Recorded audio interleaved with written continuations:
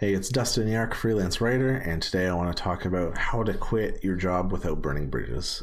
So, why is this even important? But basically, the way I see it is if you're quitting a full time career to be a freelancer, there's a lot of good reasons that you might want to avoid burning bridges. For example, if your writing career doesn't work out, you might have to grovel and come back to your full time job if you can't make the money situation work out. There's a lot of stuff like that. You might want to use people as references in the future if you do have to go back into your old career path. So while it might feel really cool and cathartic to make a big dramatic exit on your last day, especially if you hate your job, it's never worth it. You've probably seen those videos of people doing a big dramatic exit and saying I quit to their boss and stuff, but personally, I just find that comes across immature and it reflects poorly on you. So my general advice when you're quitting is just don't be a dick. Think about it from your manager, your employer's perspective, what you would want if you were the boss. So the main thing that will help you avoid burning bridges is just communicate a lot in advance and provide lots of notice before you're leaving. I would definitely provide more than the standard 2 weeks, especially if you're not in like an entry level position. Definitely don't just quit impulsively one day.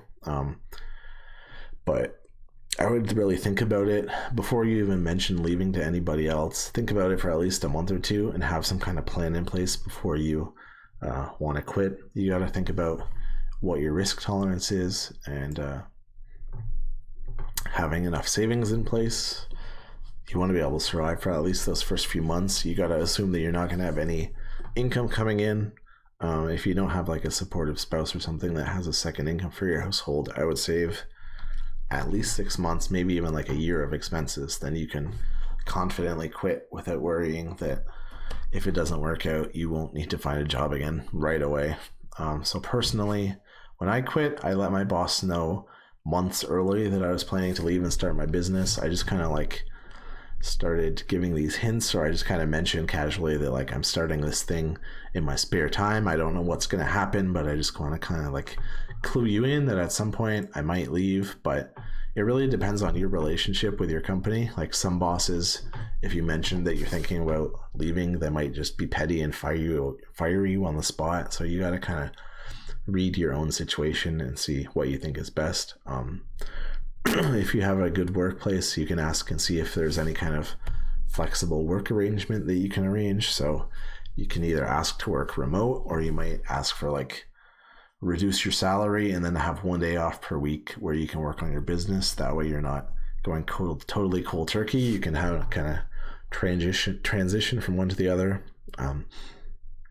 When you're quitting, I think you should also always offer to train your replacement. It shows that you care about your co-workers. You're not just going to leave them in the dark to figure things out. I've had people leave without providing all the proper documentation in the past, and that's really annoying to try and figure out and piece together what their job was and what they do.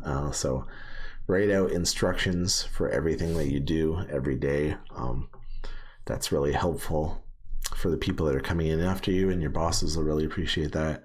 Otherwise, you might have coworkers kind of bitching about you behind your back about like why you kind of left them in this position that they're all having to do more work now. So give instructions, train your replacement, and then when you do leave, don't leave your desk like a mess. Like do all your filing, make sure everything is organized. Obviously, don't go on social media and then complain about your company, because maybe you have like coworkers or your boss are friends on social media and you just forget, or maybe they're like friends of friends so they could see your post without you realizing, or you never know what kind of information it's going to get back. So just kind of focus on the positive on where you're going. Don't focus on how much you hate your current career that you're giving up and you're so happy you're leaving. But in some cases, your old employer can even become your first customer, which is pretty cool. So that's like the best case scenario, I guess. Maybe they have like a website that they need blogs written and they know that you're going to become a blogger, so they might pay you to write blogs for them. But personally, before you cut any ties with your employer, I would suggest building up your business gradually in your spare time until it eventually replaces your income. So it's hard in that transition period. You'll like work 8 hours a day and then come home and work several hours a day at night. But that's one way to do it, to build up your income. And then if you're making enough from your writing that it's starting to be a high percentage of the same amount that you make at your job, then that's kind of the best case scenario, is completely replacing your income, because then you're fully independent. It doesn't even matter at that point if you burn bridges or not. You can just leave, and you know that your writing is consistent enough to cover your finances. But even in that case, I wouldn't burn your bridges, because you never know what kind of networking and stuff you're going to need in the future that could lead to other writing clients or things like that. Maybe those will like help promote your products and stuff in the future. So I don't recommend burning any bridges if you don't have to. Some cases you have bosses that are just dicks. In that case, you might have no choice but to leave on bad terms. That's kind of their choice. But if it's at all in your power, try and avoid that. But that's just my thoughts on if you're leaving to start your freelancer writing business or any other kind of online business, what you should do to get started. So if you find that helpful, go ahead and subscribe. I'm going to have more writers videos in the future to help you guys out. And if you have any questions, you can ask me in the comments. I'll either reply to those or make a video response to them. And I'll see you guys in the next video.